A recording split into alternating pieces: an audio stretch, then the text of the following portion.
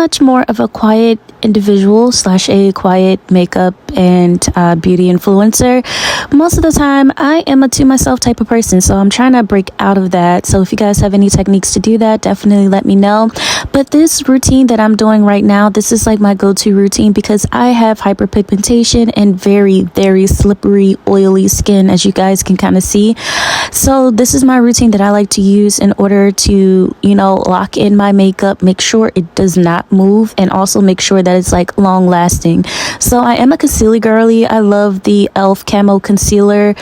I was using it in about 3 different shades in this video. I know one's chestnut, one's olive, and one's like caramel something. I think it's like hip caramel, but I really am a concealer girl. This camo concealer definitely holds, you know, for those who really want really good concealer but wants concealer on a budget. I definitely recommend e.l.f.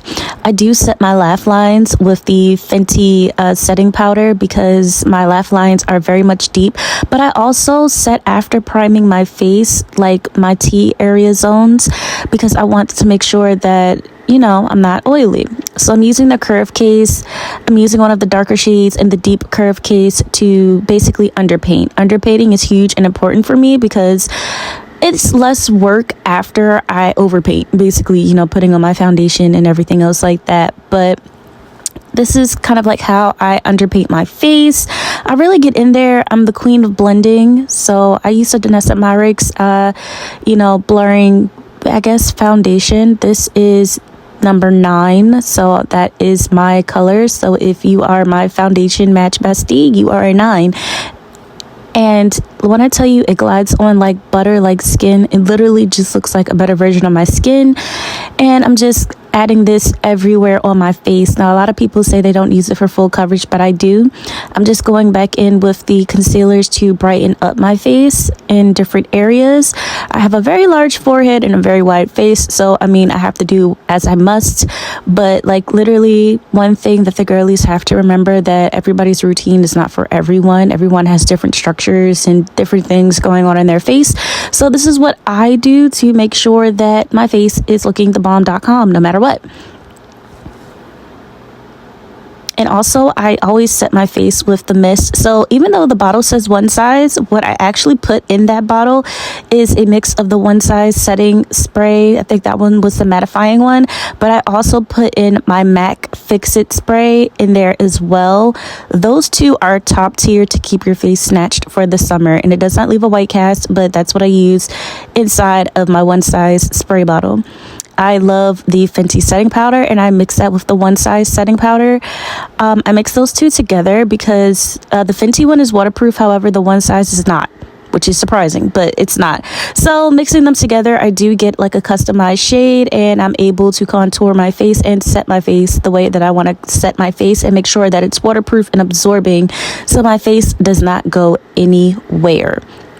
And I use the curve case again. I love the curve case by Mitchell to put on blush. Now, I went light on the blush because I sometimes over blush, but I like putting the blush on top of my concealer because it makes it pop more before I actually go in and set my concealer. Again, this is what I like to do for my face. And now I'm just setting the blush and also the concealer in because, as you can see, I'm using more of a, you know, wet formula versus a dry formula, meaning I'm using more of my gel products versus my powder products.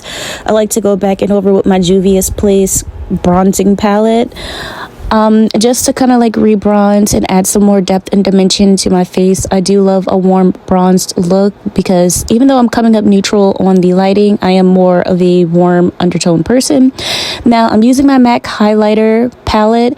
This palette is so old, you guys. I don't even remember when it came out. I think it came out in between like 2018 to 2020. I don't even know if they sell it on their website anymore, but that highlighter palette is my golden girl. Like, I use her all the time.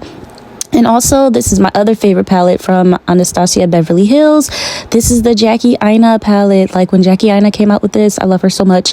This was definitely the palette of my dreams. Like, literally, I use it still to this day. It is so pigmented. It looks great on deeper tones, and I love it so much. Like, sincerely, I wish she would come out with another collaboration. Hopefully you will. hopefully. And I'm also using a She Glam stick that I got from Shein. Don't sleep on She Glam from Shein, because it definitely is a good brand. Like, they do have good makeup and stuff. But now I'm about to put on my lip combo. So I'm going in with the NYX Cocoa lip gloss as my lip liner instead of a lip pencil. And then I'm going in with my MAC color. I don't remember that color, but it is a MAC lipstick. I think it's something pink. But I go back in. I kind of always double layer. I don't use a pencil because I am the type of girly that I like my lips to not last that long because I'm normally eating or drinking something. But that's me.